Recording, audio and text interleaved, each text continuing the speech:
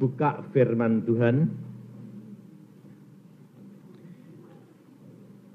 di dalam Lukas pasal yang ke-17 ayat yang ke-20 mulai.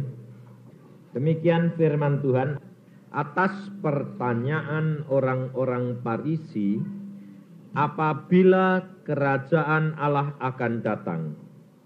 Yesus menjawab, katanya, kerajaan Allah datang tanpa tanda-tanda lahiriah. Juga orang tidak dapat mengatakan, lihat, ia ada di sini, atau ia ada di sana. Sebab sesungguhnya kerajaan Allah ada di antara kamu. Saudara yang kasih dalam Tuhan, banyak orang Kristen sekarang status kedudukan, cara berpikir sama dengan orang Farisi dan ahli Taurat.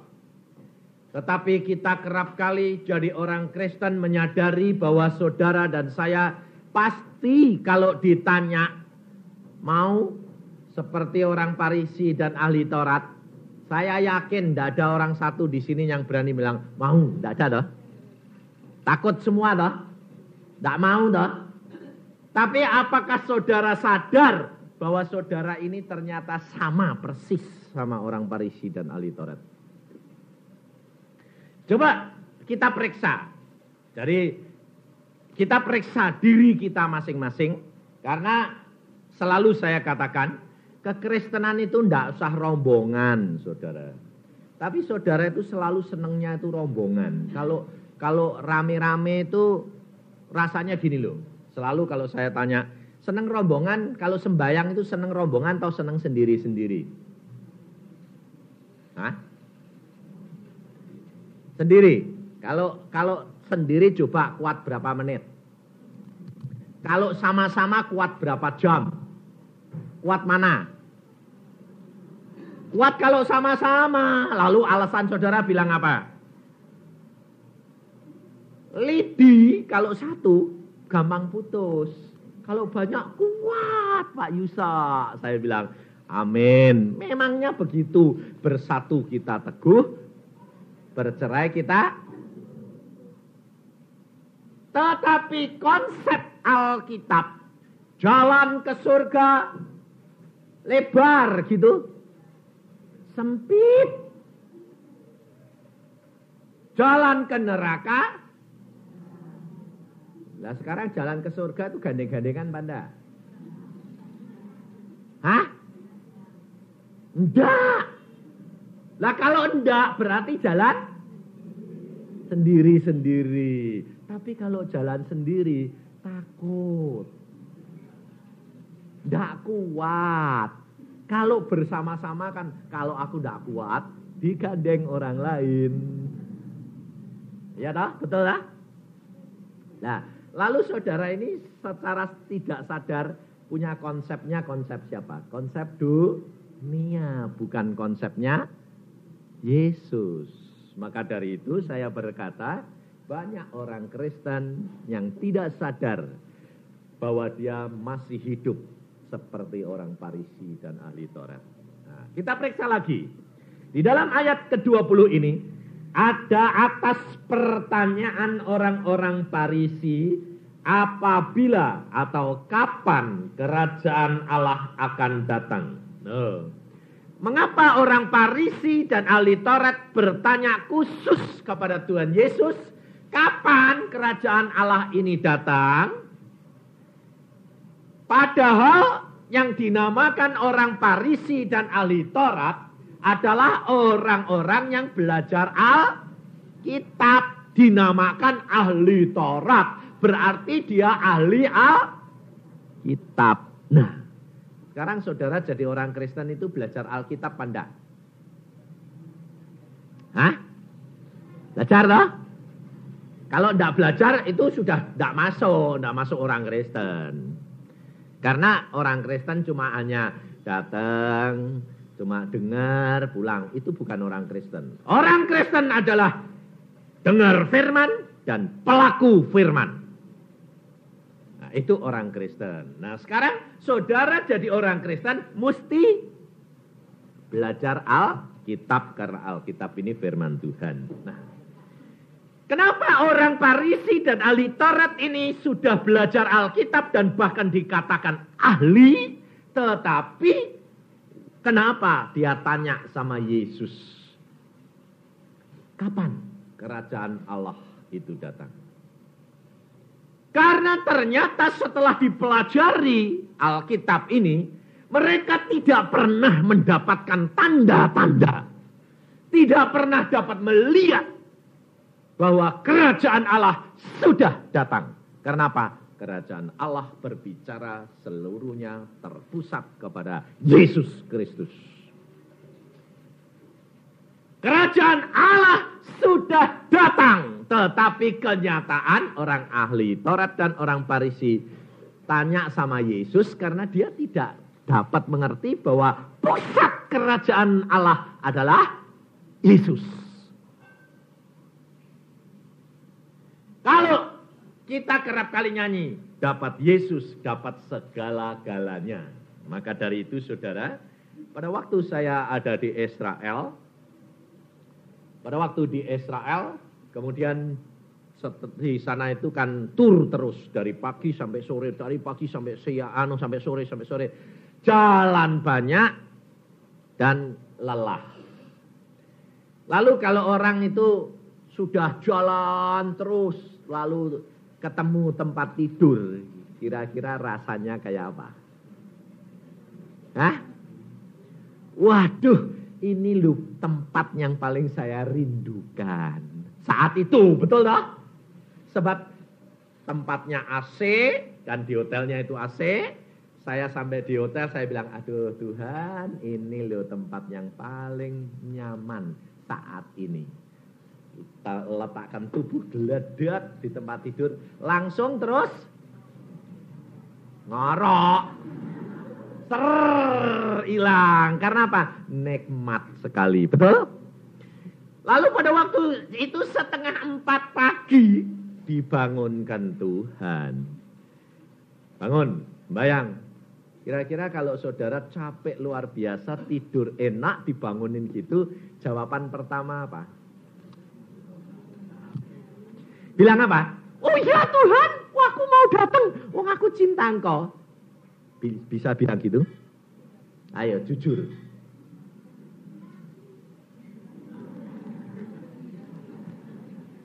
Coba kalau nanti dialami, matanya masih kepengen tidur, badannya capek semua kepengen tidur, Tuhan bangunin sembahyang. Jawaban kamu apa?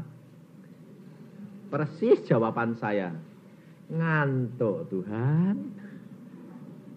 Saya juga gitu, jangan bilang-bilang, wah kalau Buya Pak Yusak enggak, jangan munafik, saya bilang.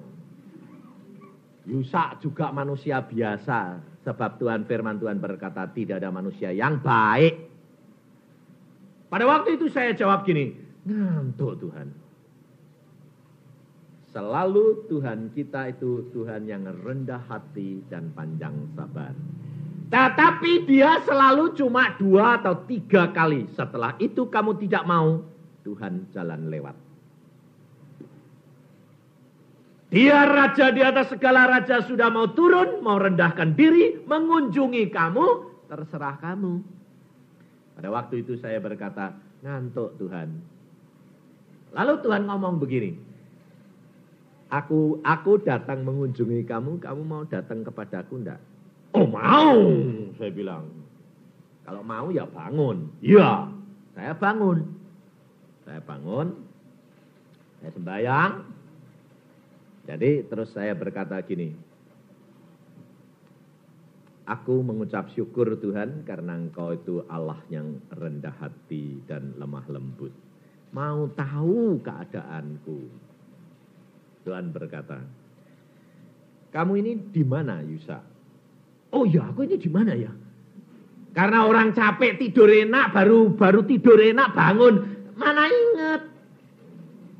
Yang diinget-inget tempat tidur. Sehingga pada waktu saya ditanya, kamu di mana Yusak sekarang? Iya, saya di mana? Terus pikiran saya jadi sadar karena mulai mikir sungguh-sungguh, ndak sambil ngantuk karena tegang. Oh ya, saya di mana? Oh, di Israel, Tuhan. Nah, Tuhan bilang, baik, kamu sudah sadar 100% sekarang. Kamu sekarang di Israel dan aku menemui engkau seperti aku menemui Salomo. Sekarang aku menemui engkau dan aku memberikan kesempatan kepadamu. Wah, tegang saya. Wah, tambah pikiran, telinga, hati dipusatkan semuanya. Apa Tuhan? Sekarang aku tanya kepadamu dan aku mau berikan kepadamu. Minta apa saja aku berikan kepadamu. Seperti aku berbicara kepada Salomo, aku berbicara kepadamu saat ini. Minta apa saja yang kamu minta, aku berikan. Kira-kira kalau saudara ditanya gitu minta apa? Hah? Pasti yang diminta adalah masalah pertama yang paling mengganggu pikiranmu, betul lah? Hah? Betul enggak? Coba kalau suamimu bikin sakit hati, bikin kamu sengsara, itu masuk permintaanmu enggak? Masuk.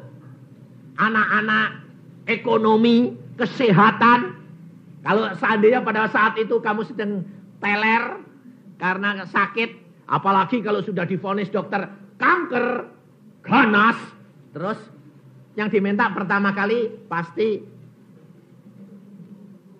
sembuh enggak? Waktu saya ketemu seorang ibu, saya tanya, "Ibu, kalau kamu ditanya Tuhan begitu minta apa?" "Wah, Pak Yusa, saya mestinya tulis semua urut kira-kira sebuku tebel." Dapat semua enggak? Dapat, karena Yesus sudah berjanji. Tapi engkau periksa diri kita masing-masing. Adakah hidupmu itu terikat oleh pimpinan Roh Kudus? Ataukah hidupmu terikat oleh kepikiran dan masalahmu? Di situ kamu akan kelihatan, saudara tahu. Sebab kalau engkau tidak biasa berjalan dengan Yesus, kalau engkau tidak biasa berjalan dengan pimpinan Roh Kudus, engkau tidak akan dapat setiap saat berdoa. Tuhan Roh Kudus, tanya kepada dia. Ini adalah barometer, ukuran di mana saudara dapat mengukur dirimu sendiri. Engkau berjalan di dalam dunia atau engkau berjalan di dalam Roh Allah. Banyak orang tidak bisa mengerti.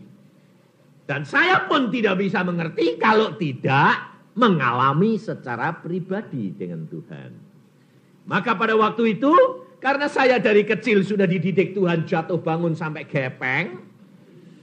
Dan saya dididik sebelum jadi hamba Tuhan, dididik Tuhan khusus dari umur 12 sampai umur 45. 33 tahun saya dididik pribadi dengan Yesus.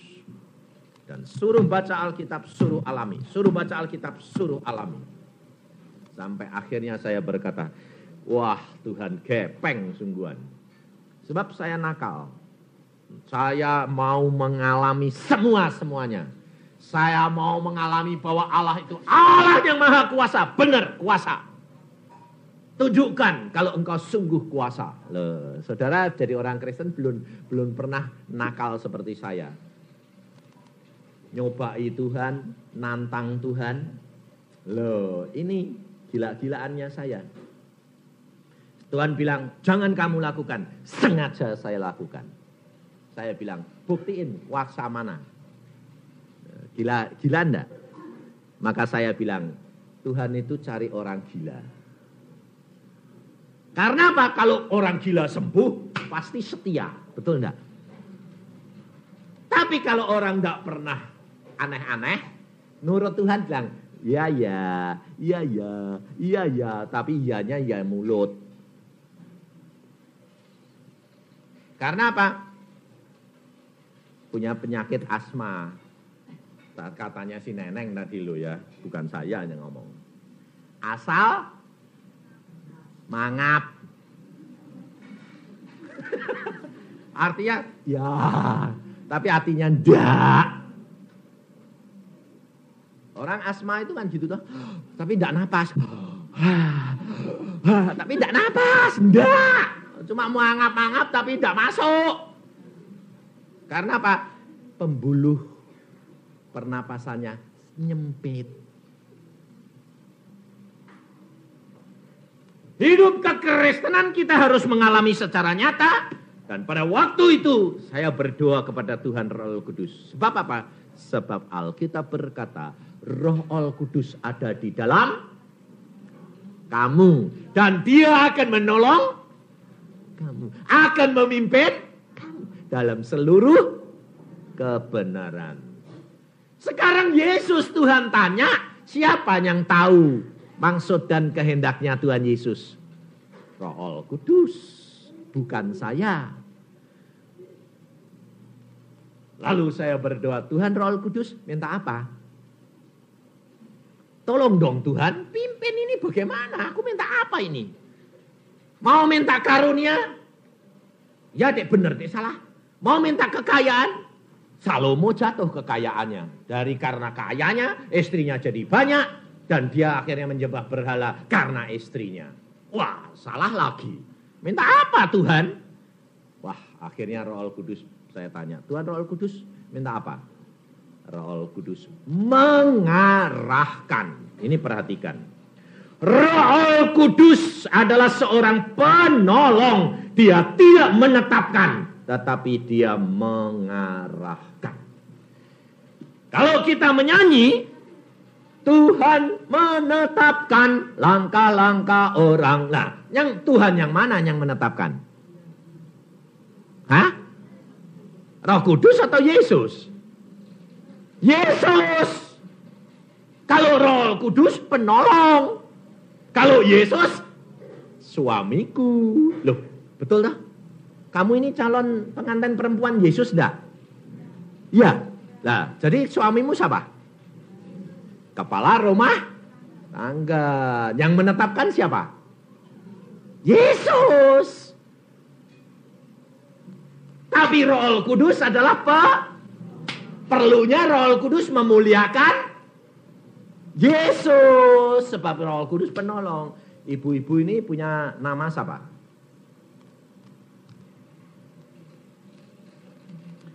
Adam pada waktu dijadikan, lalu Allah melihat Adam tidak punya penolong yang sejodoh.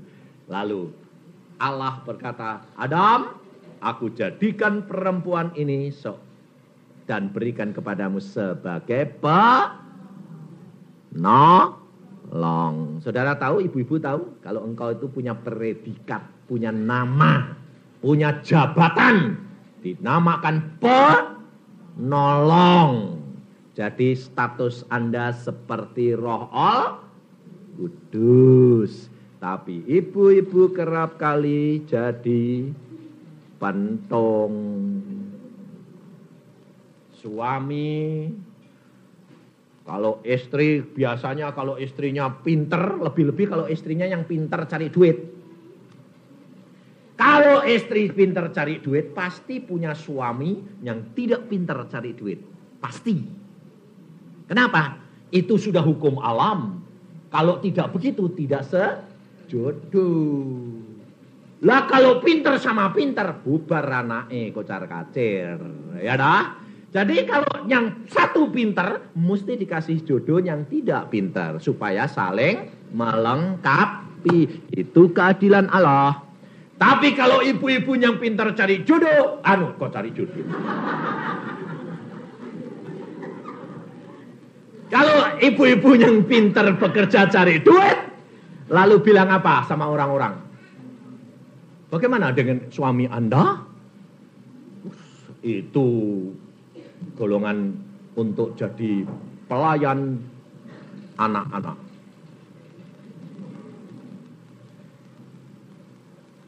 Bagaimana Bu? Ini mau ada usaha ini, tanya suami enggak? Oh enggak, saya yang memutusi. Itu hak saya yang kerja. Suami ikut saja, suami saya baik kok, nurut. Itu Alkitabiah apa enggak? Tidak. Melanggar firman. Tapi jangan enak-enak suami-suami bilang, aku kepala rumah tangga, tahu enggak? Dari segala sesuatu harus tanya saya. Belajar seperti Yesus. Yesus kalau mau mengambil keputusan apa-apa, tanya.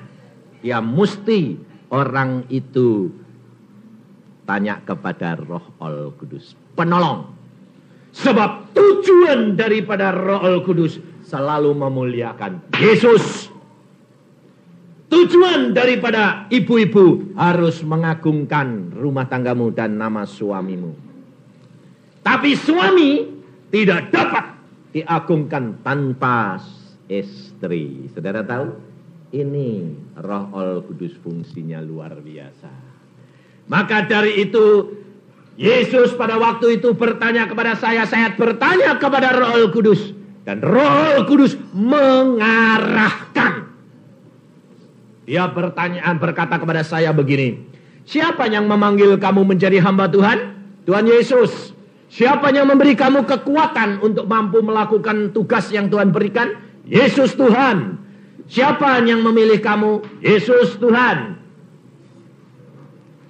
Jadi segala-galanya siapa? Yesus. Jadi pikir. Saya mulai mikir, otak saya. Kalau segala-galanya Yesus, lalu Roh Kudus memberikan pikiran kepada saya begini.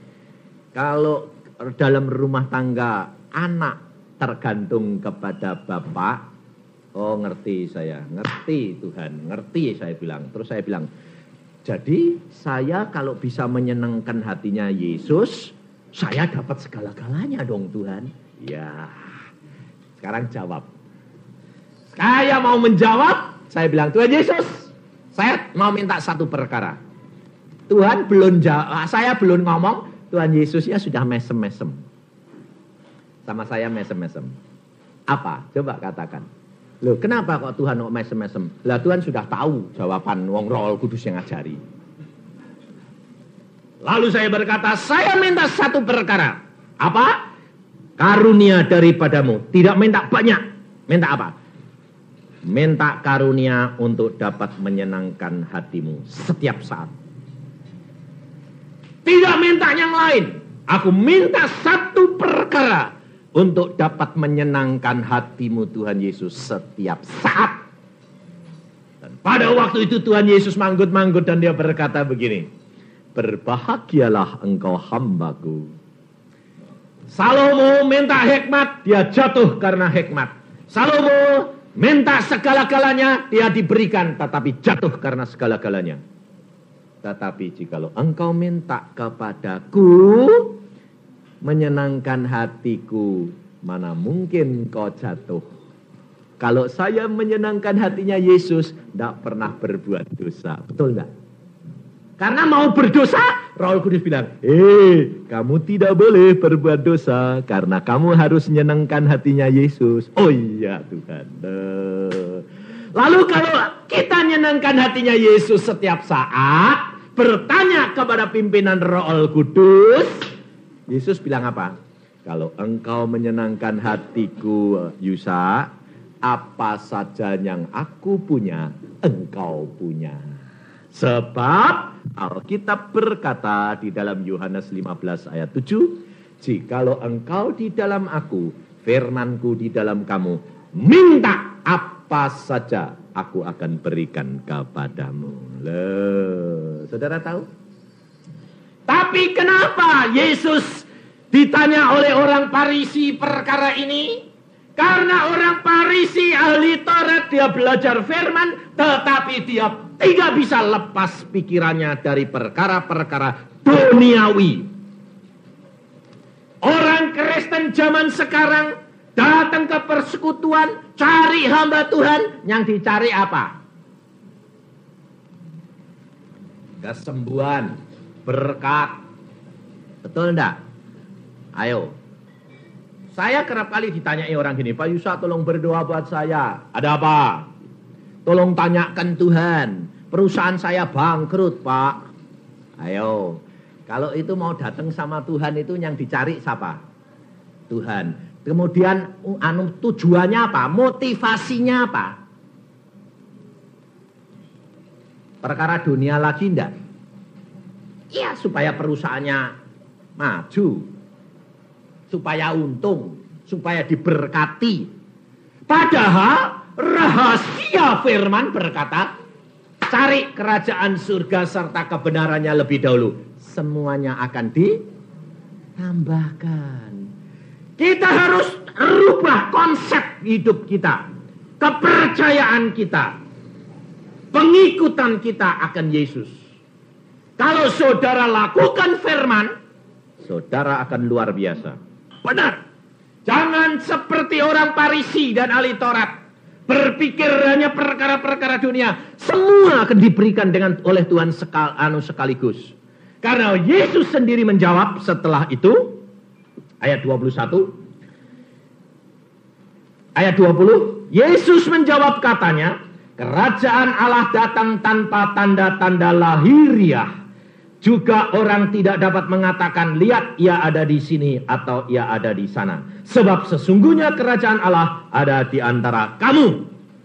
Berarti kerajaan Allah tidak dapat engkau cari dengan penglihatan dan mata biasa.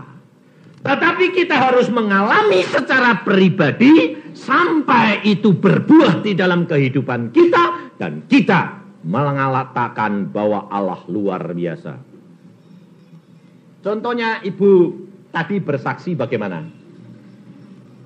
Om Ishak mengatakan jangan ke RRC. Tapi Tuhan mengatakan pergi ke RRC. Dan selama dia di dalam perjalanan sebelum sampai ke RRC, pasti ibu ini tanya-tanya. Hamba Tuhan bilang tidak, ini Tuhan bilang iya. Rasanya aku digerakkan gitu. Tapi selalu tanya-tanya, betul tak? Pasti tanya-tanya, kenapa? Belum ada buahnya, belum ada buktinya. Yang benar mana? Tapi setelah dia masuk ke RRC, dia mengalami mujizat, dia mengalami pertolongan Tuhan, ajaibnya Yesus. Dia mesti tidak tanya lagi, manggut-manggut. Memang aku diutus ke sini, ini benar loh, betul tak? Jadi hasil buah itu yang menyatakan bahwa kerajaan Allah yang kamu ikuti itu benar.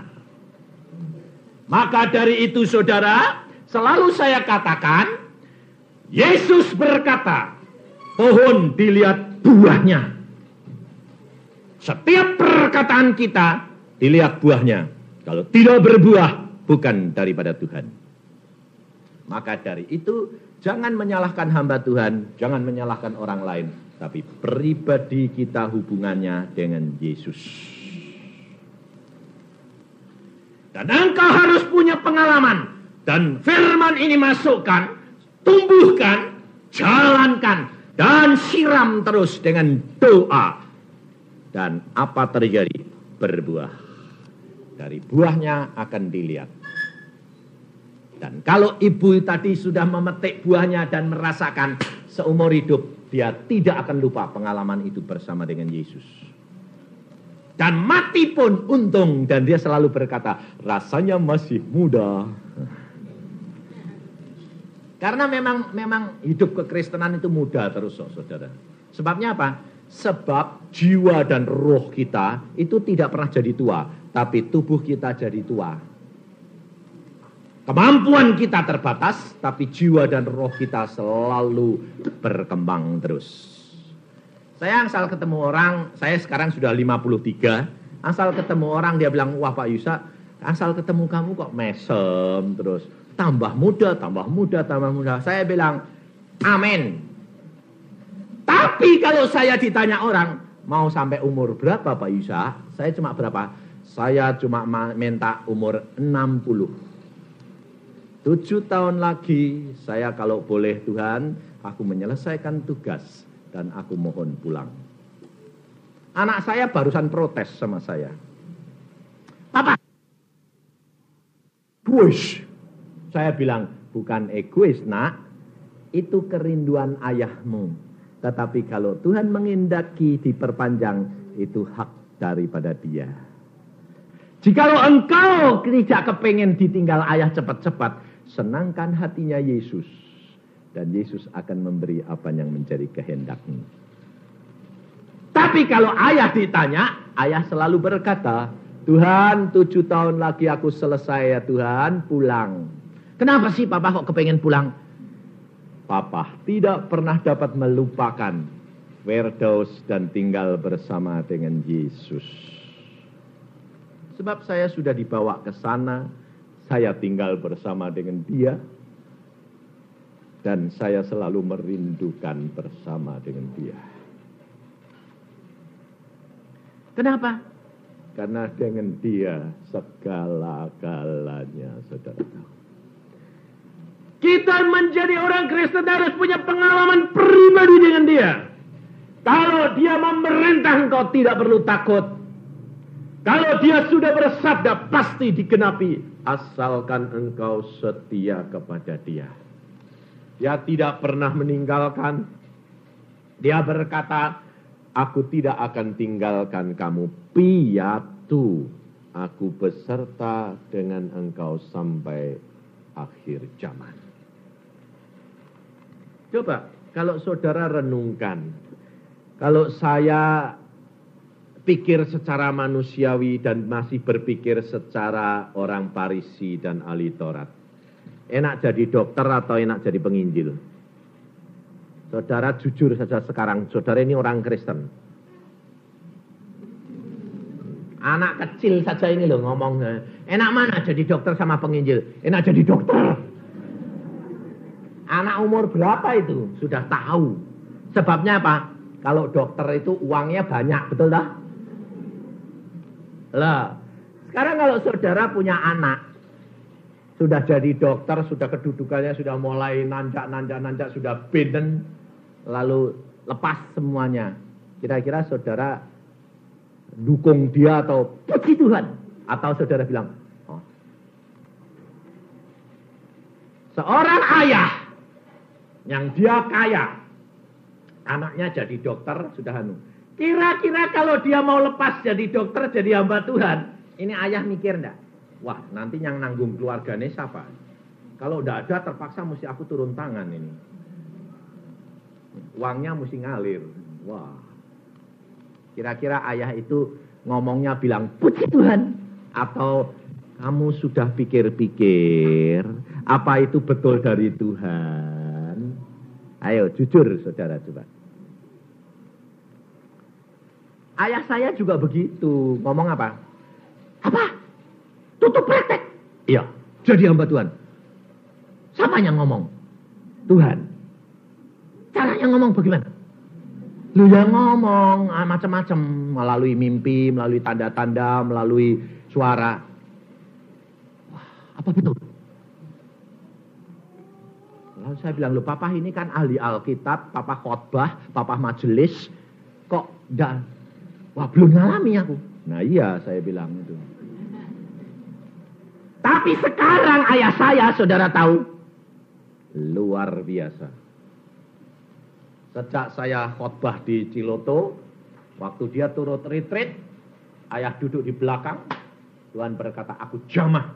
Dan ayah saya dijamah Tuhan. Sekarang Allah banyak berbicara dengan dia. Dia lalu sekarang kalau saya bilang, Pak, Tuhan ngomong apa? Wah, Tuhan banyak bicara. Tuh. Papa kalau ngomong gitu sekarang mulai sama majelis-majelis yang lain mulai dianggap orang sinting enggak? Ya, aku enggak sakit hati karena aku dulu seperti mereka, enggak tahu. Tapi sekarang aku ngalami sendiri. Loh, saudara tahu? Sekarang kalau dia ketemu saya bilang, Tuhan pesan begini? Iya, betul itu. Tapi bagaimana pikiran Papa? Wah, memang sulit ini mengusir pikiran ini yang lama ini susah. Sebab Tuhan berkata kepada saya, loh, ini omongan ayah sendiri. Anak, engkau harus belajar hidup dalam penyerahan yang total. Ayah saya pikirannya jalan terus. Penyerahan yang total itu kayak apa? Coba buktikan. Tuhan berkata, seperti Maria, dia belum kawin, dia belum pernah dijamah laki-laki, mengandung, rela dihina, rela dirajam, rela diceraikan, rela difitnah. Lalu ayah saya ngomong apa? Itu kan zaman dulu. Zaman sekarang ada ndak orang yang bisa menyerah total? Ayah saya ngomong sama Tuhan begitu. Coba kasih contoh supaya saya bisa lihat di dalam hidupnya. Ayah saya, Tuhan Yesus bilang apa? Kamu harus belajar seperti Yusa. Masih tanya, Yusa yang mana? Kenapa? Karena ini tidak mikir kalau anaknya sendiri ini sudah hidup dengan Yesus secara pribadi begitu tuh dia susah.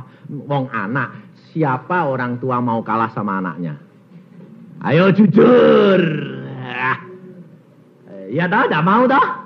Tidak mau, rasanya lebih pinter. Lalu kalau ngomong sama anaknya selalu bilang, belum pernah makan asam garam dunia sudah ngomong. Waduh. Padahal asam garam dunia kecut sama asin tidak enak.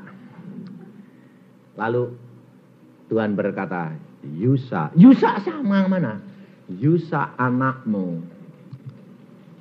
Lalu dia mulai membayangkan hidup saya. Dia kalau ketemu saya selalu bilang apa? Kalau saya mikirkan kamu ini kayak orang sinting. Tidak masuk akal, orang nekat. Dia kalau ngomongin saya, hidupmu ini Yusa, sebetulnya kalau menurut saya itu hidup orang yang sembrono, ceroboh. Kenapa? Orang kok nekatnya kayak gitu. Langsung dia setelah diberitahu Tuhan, sekarang kalau ketemu saya dia bilang, Papa bagaimana? Aku tidak bisa seperti kamu. Kenapa? Waduh, ini ngalahkan pikiran susah. Sebab bagaimana Tuhan mengatakan pergi, belum ada uang, pergi, belum ada apa-apa, mana mungkin, ini mikir. Coba kalau saudara bulan Januari, Februari Tuhan berkata pada saya, Yusa jangan melayani, menyendiri dengan aku 40 hari 40 malam, makan 1 hari cuma boleh sekali, tidak boleh omong sama orang, tidak boleh lihat TV, tidak boleh baca Quran, hanya baca Alkitab sama berdoa dari jam 7 pagi sampai jam 6 sore. Setiap hari 40 hari. Kira-kira terus saudara bilang apa? Terus istri sama anak-anakku kalau aku tidak melayani makan apa Tuhan? Mikir enggak? Mikir enggak? Padahal anak saya yang di negeri Belanda, anak perempuan itu 1 bulan 1 juta. Anak itu saja. Ayo, mikir enggak? Kalau mikir, percaya enggak? Tapi bisa nyanyi. Tuhan menetapkan. Wah, jempol kalau nyanyi. Makanya banyak yang asma. Praktek. Maka engkau akan melihat dan memetik buah. Saya tinggal, saya berkata, oke Tuhan, saya pergi. Dan apa terjadi? Saya tidak pernah pikirkan istri dan anak-anak saya. Kenapa? Saya percaya Allahku pasti pelihara. Bagaimana caranya? Tidak usah tahu. Allahku maha kuasa. Dan selama saya di dalam pengasingan, istri anak-anak saya tetap dipeliharakan. Orang mengirim berkat berapa? 2,7,5 juta. Tidak dikurangi. Apalagi yang merintah itu Allahku. Berdiam diri bersama dengan aku. Saya bilang oke. Nah, susah-susah pacaran sama Tuhan senang. Dan Tuhan pelihara. Ya. Saudara percaya enggak? Kayaknya kalau dengar gitu kayak dongeng ya. Saya juga mengalami kayak dongeng. Anak saya juga bilang, hidup kita ini kok kayak dongeng ya Pak? Iya. Saudara boleh tanya Pak Samudi sama istrinya ini loh. Makanya saya kalau melayani di mana-mana saya tidak peduli. Yang penting menyenangkan hati Yesus. Saya melayani di satu tempat yang kecil. Pulang, sudah pulang, naik mobil. Dan naik mobil, dikejar. Ada orang lari-lari ngejar saya. Kaca saya diketok. Ada apa? Ada berkat sedikit, Pak. Ada berkat sedikit. Oh ya, terima kasih, puji Tuhan. Plok. Saya pulang. Sampai rumah. Sudah ganti, sudah makan, sudah mau istirahat. Aduh Tuhan, aku mau istirahat dulu. Baca Alkitab, ya. Sembahyang, ya. Mau tidur. Tadi ada berkat, dia tak ambil berkat. Sobek set. Selembar kertas. Cek. Lihat. Nolnya kok 6. Nolnya 6. Saya bilang, oh nolnya 6. Lalu saya lihat depannya. Berapa angka depannya? Biasanya 1, 2. Itu biasa. Ini 5. Oh. 5 nolnya 6. Orang bilang, dagang susah. Cuan sulit. Anak Tuhan tidak sulit. Waktu saya buka, 5 tio. Gotiao ini Tuhan. Terus saya bilang, ini untuk siapa Tuhan? Kantongin, tak kantongin. Sebab saya itu selalu kalau dapat selalu mesti saya berdoa. Untuk siapa? Kadang-kadang Tuhan berkata, salurkan. Saya pulang dari Sulawesi itu membawa uang 1 juta. Tuhan berkata, uangmu semua ambil Yusa, masukkan amplop. Berapa Tuhan? Semua. 1 juta. Iya. Kasih siapa? Itu orang. Berapa? Semua. Saya datang ke tempat orang itu. Ini, ambil. Loh, Pak Yusa tidak butuh. Siapa bilang tidak butuh? Loh, jujur terus terang, ya toh? Siapa? Apa kalau penginjil itu tidak butuh duit? Siapa bilang? Saya bilang. Lah kenapa kamu kasih? Allahku yang menyuruh. Loh ini kan hasil kerjamu selama 2 minggu. Tapi Tuhan sudah berkata, salurkan semua. Nah buat kamu, Allah sudah menyediakan. Bagaimana caranya? Tidak tahu. Yang penting menyenangkan hatinya Tuhan. Sampai di rumah saya tanya istri saya. Lalu dia tanya dulu, saya datang. Kamu tidak bawa duit ah? Wah, lu kok kamu tahu? Saya tahu, kamu pasti tidak bawa. Kenapa? Karena Allah sudah memberkati saya. Dia bilang gitu. Oh ya, sebab dia sudah tahu. Kalau berkat dikirim langsung ke tempat dia, pasti Yusa tidak bawa duit. Lalu dia bilang, kamu tidak bawa duit? Nah, habis. Saya bilang, suruh memberi. Karena Allah sudah tahu, aku sudah diberkati berlimpah. Berapa? 2. Aku nyalurkan 1, kamu dapat 2. Ya, itu Tuhan. Saudara tahu? Tapi jangan punya pikiran seperti orang Farisi dan ahli Taurat. Aku ngasih dulu supaya mancing dapat 100. Pasti tidak dapat kamu. Karena motivasimu salah. Motivasi untuk melayani Yesus, menyenangkan Yesus. Apapun yang kau lakukan dengan motivasi yang tulus dan jujur, Allah akan memberkati. Kepercayaan kita harus dirubah. Misi kita harus dirubah. Visi kita harus dirubah. Menyenangkan hati Yesus. Kerja keras belum tentu menyenangkan Yesus. Tetapi yang menyenangkan hati Yesus menurut pada waktunya dan berhenti pada waktunya. Yesus senang. Maka dari itu saudara, hidupmu harus diperiksa. Sudahkah malam siang hari ini aku punya konsep yang baru dengan Yesus? Bukan konsep ikut Yesus hanya ingin berkat. Tapi ikut Yesus mau menyenangkan hatinya dia. Dan segala perkara akan disediakan bagimu dan bagiku. Amin.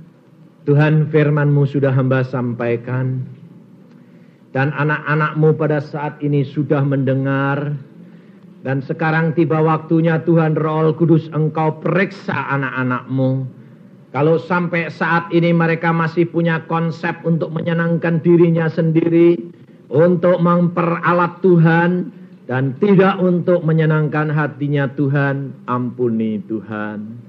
Dan pada siang hari ini, mereka mau berjanji mengubah cara pengikutan mereka kepadamu. Dan hamba-Mu merindukan Tuhan, mereka mengalami seperti yang hamba alami.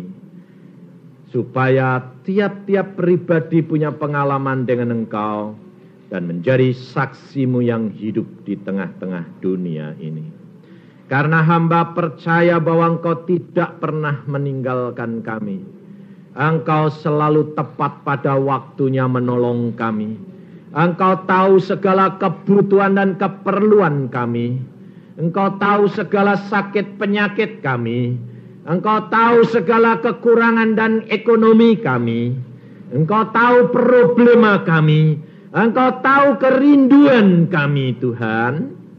Maka dari itu Tuhan Yesus, belajar kami menurut kepadamu, tapi tidak memikirkan secara akal kami sendiri. Karena kami tahu Yesus mampu melakukan segala perkara. Yesus sangat berarti dalam hidup kami. Karena mendapat Yesus, mendapat segala-galanya.